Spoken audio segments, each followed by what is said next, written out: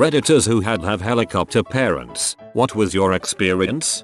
Couldn't talk to girls one-on-one. Couldn't have friends who were girls. Couldn't have girls in the car at all. Couldn't go to a friend's house if they didn't attend the same church as my parents. Guess what happened when I hit college? Went absolutely ape crap for a couple years.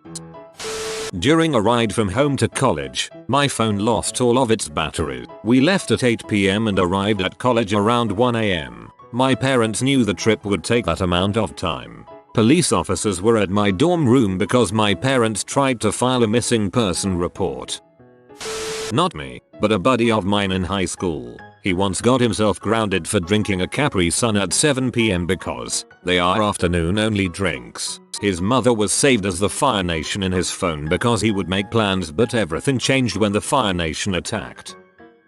A kid I graduated with had a total helicopter mom. She was at school almost every day of junior and senior year. She filled out all of his college applications and scholarships for him, including basically telling him what to write on the essays. She chose his school and everything. The kid ended up having a complete mental breakdown post-college, sunk into a deep depression, and had to be put in inpatient therapy for a while. He seems to be doing much better now, and I have no idea how his mother did or didn't contribute to his breakdown, but I always felt sorry for the guy. I mean, it was like he didn't even exist. She just completely controlled his every move. Thank God my parents worked too much to mess with me beyond the basic food, shelter, and attitude adjustment. As a child, I was homeschooled. I'm also an only child, so I was pretty lonely, especially since I can probably count the number of times I had friends over on my fingers. Also, when I went to college, I had to keep a GPS app running on my phone at all times. The times I turned it off, I got around 50 plus phone calls in an hour. Not me, but let's see. 1. Worked throughout high school, but paychecks were taken and kept in an inaccessible account. 2. Couldn't go to college more than 3 hours from home. Mom has to be able to visit as often as possible. 3. Has to go to a big name school. When told that her daughter's dream school was Z's small school, she said, "You can't go there. How can I tell people that my daughter goes to Z's?" 4. Has to come home every weekend for the whole weekend, because mom gets lonely. Forget her husband, 2 dogs, and adult sister who live at home with her. 5. Has to swim varsity, because someday she will fulfill her dream of making the Olympics. Don't worry about the fact that it's the mom's dream, not hers. She has been forced to swim, under threat of punishment, for years, and the school is a D3 swimming school. Oh, also, mom blew out both of her daughter's hips in 8th grade by forcing her to swim twice per day, 7 days per week throughout elementary and middle school. The doctors have been telling her for years that if she doesn't stop swimming now, she will be in a wheelchair by 60. But sure, do it for the Olympics. 6. Cannot leave campus, despite it being smack in the middle of a huge, exciting metropolitan area. There's definitely a tracker in her phone. 7. If you quit swimming, mom quits paying for room and board and you have to come back home to live. Living at home means daily emotional abuse and periodic drug tests. Her mom thinks sniffling is a side effect of doing coke. 8. General verbal and emotional abusiveness. Having to drop everything at a moment's notice if her mom wants to go to shopping or get her nails done, even if that something is important school work. 9. Expected to live at home well into her late 20s at least, just like her older sister. 10. Threatening to stop paying for the drugs and surgeries to treat several chronic conditions, mostly induced by all the swimming, but also a heart and thyroid condition. The joys of having parents who care enough to be tough on their kids. There's a lot of ways, but here's one. I wasn't allowed to talk to boys. Well, I could, but only in largish groups, and as long as we didn't talk about anything more personal than the weather, maybe music, TV shows, and school. As long as we showed no chemistry at all, we constantly talked about protecting my heart as the most important moral issue in the world. If you have a crush, you are cheating on your future husband. If you have a guy friend, you are playing with fire. I belonged to my father. We did the whole promise ring purity ball to signify that I wouldn't become sexually or romantically active until he decided, which would be when I got married. In order to get married, I had to wait until a man was interested, which he better not tell me. He would talk to my dad, and my dad would decide whether he approved of us eventually getting married. If he did, he would let me know, and I could decide at this point whether I wanted to be courted. Dating is evil, that is, get to know each other with a plan to marry. If I wasn't going to marry him, the courtship was pointless. We could only get to know each other in groups with our families around, and never be left unattended for a moment until the wedding ceremony. Once I asked my parents, how will I even know if I like the guy and if we get along good enough to get married, before I have gotten to know him? Unfortunately, this question revealed my rebellious heart against God, by not trusting my parents to choose the right man for me. Also revealed my lack of respect for my parents by not accepting their beliefs without question. My love life was probably doomed. They informed me. Result, I fell for the first boy who showed me any attention in college, and once I realized I liked him, of course I had to go out with him, or I was immoral. He was abusive. I was miserable, but it didn't matter. Now that I had given him my heart, I knew I couldn't break up with him. He decided we would marry. I knew I didn't love him and knew we wouldn't have a good life together, but there wasn't anything I could do about it. He had my heart and you only get one shot, so I belonged to him now. Eventually, I had the courage to break up with him, but it took way too long to get there. I became suicidal because I couldn't bear the guilt of it. But shortly after, I started dating another friend, because he was actually nice to me and seemed to like me for who I was. I was so freaking relieved to be in a relationship with a decent man, so I married him after less than a year. Turns out we weren't very compatible, and it wasn't a happy marriage for years. I've always wondered if I could have had a better chance of avoiding this if I had done some dating in high school. We're leaving helicopter and entering heavily armed Apache assault chopper territory.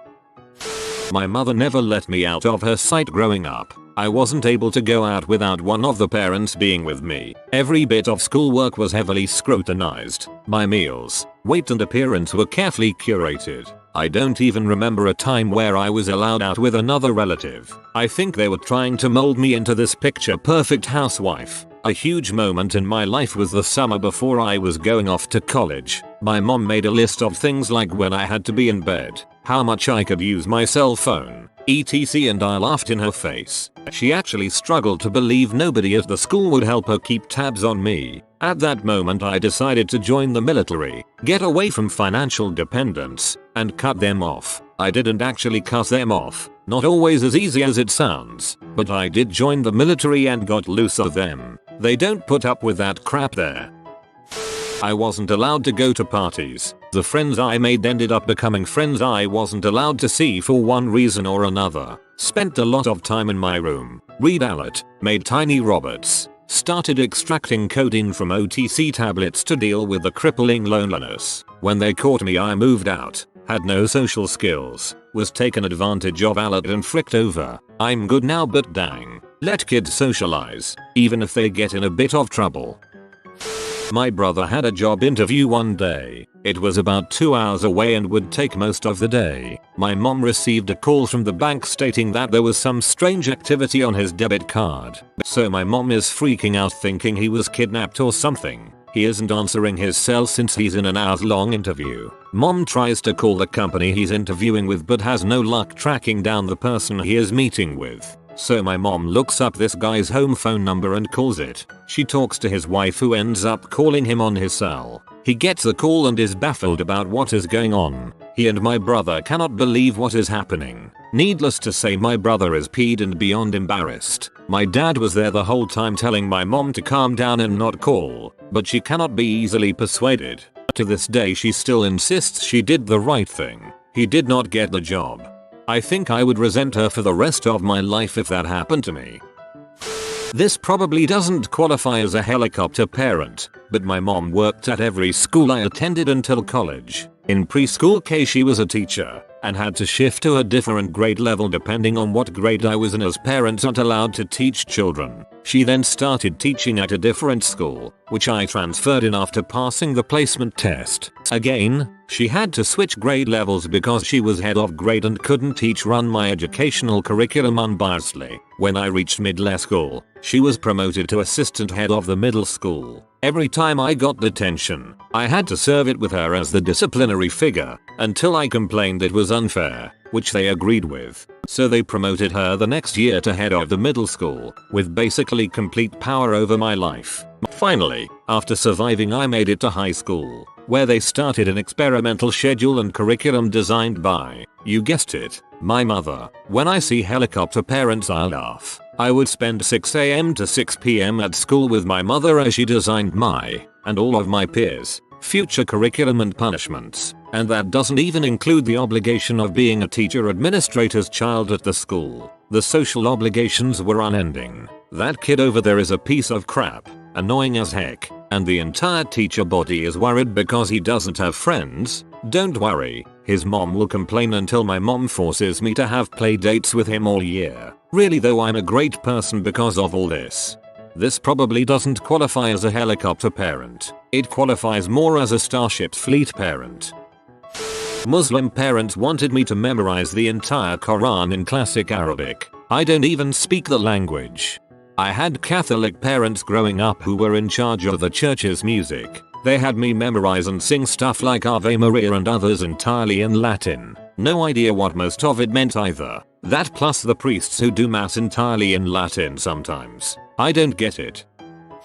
Not me, but an ex-boyfriend of mine would not allow his sister to have a job, to the point where his mother called up his job saying he wasn't allowed to work and got him fired when she found out. Instead gave them $200 a week to do with whatever they want, unless he was buying something his mom didn't like ice cream. He had to take out cash to buy that, throw out the receipt so she didn't know. Had him committed in a psych ward at the age of 20 because he refused to pick up her calls. He is a fencer, so she said he was armed and dangerous when putting in the mental health police call. There's a lot more, but I think I've already accidentally identified him enough. He's a Redditor too. So, in my opinion, as a middle class person looking in, it was a lot more abuse over just general overprotectedness.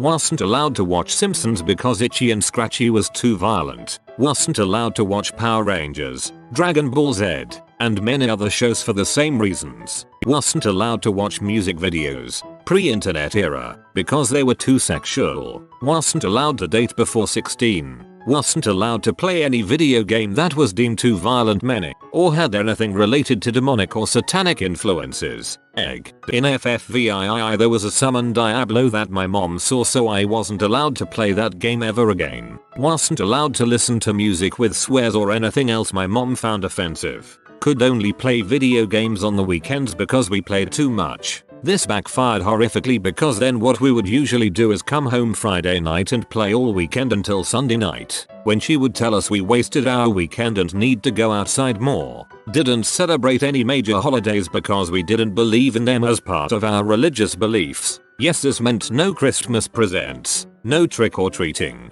no chocolate at Easter, etc. Didn't eat pork or other unclean, Old Testament definitions, food until I was in my late teens when my dad remarried a Chinese woman and conveniently reinterpreted parts of the Bible so that it was suddenly okay to eat everything I had grown up not eating.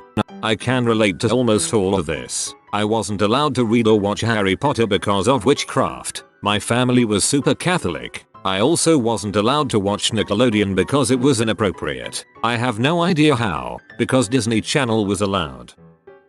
I am a 17-year-old, normal, 6 feet, a little overweight guy who can't practically go outside unless it's with my parents, with very few exceptions involving school and someone watching me, like a mentally retarded special child. My dad is one of those people who read truly idiotic and false Yahoo articles about safety and believe every situation I'm involved in will result in a gruesome death. Public concert, stampede, movie theater shooter, walking sidewalks run over by drunk driver. It's gotten worse and worse over the years and my freedom is almost at a bare minimum. I've lost all of my friends because I wasn't allowed to hang out with them because it wasn't safe. I don't use drugs and I didn't even know what a bong was until last year. All my friends are nerds who just want to play UGI and video games. I have a strict bedtime of 9 o'clock, if I'm lucky 9:10. I can't even fall asleep for 2 hours. So I just lay there without my phone or doing homework or reading a book. My dad gets extremely mad if I get a B, gets very disappointed with an A. Yes, he's Asian.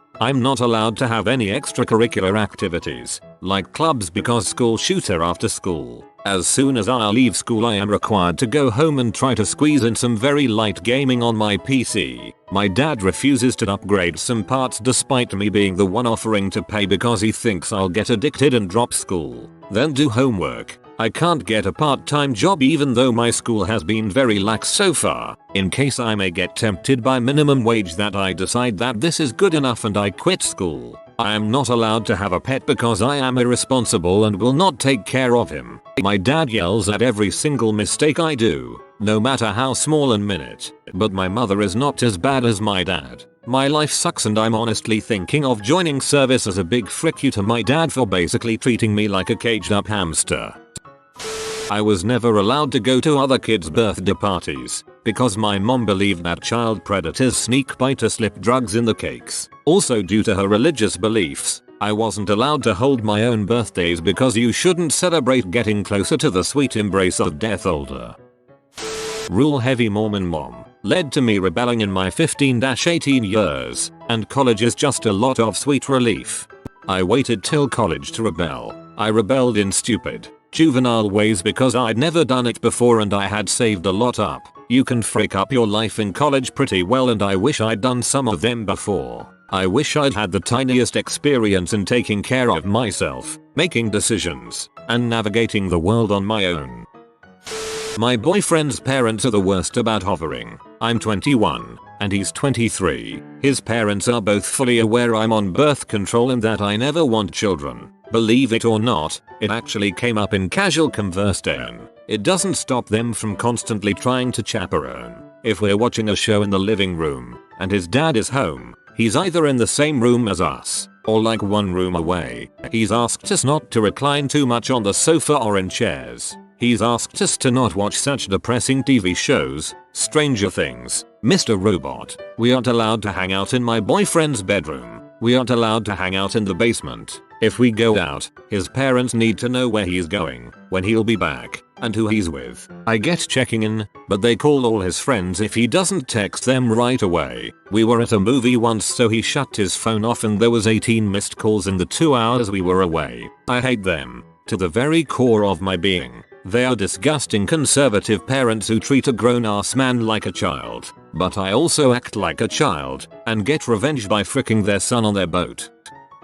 It took me a bit longer than most to be an adult. I was raised to believe that I was exceptionally gifted and anytime I got a grade that wasn't an A, it was the teacher's fault. By age 21, I had a degree in mechanical engineering from Texas A&M University and zero ability to actually be an independent adult. After failing at my first 2 engineering jobs, I fell into depression and felt like I was stupid and people had been lying to me my whole life to make me feel better. Eventually I came to realize that I am definitely above average but not to the extent where I can succeed without really trying. I am clearly taking those lessons to heart seeing as I'm posting on Reddit when I should be working. This is Girl Pepe, she only appears once in every 50,000 memes, like in 3 seconds for good luck. If you are new to the channel, you can subscribe. I publish new videos every day. Until then, check another video, or don't. Either way, have a great day you magnificent people.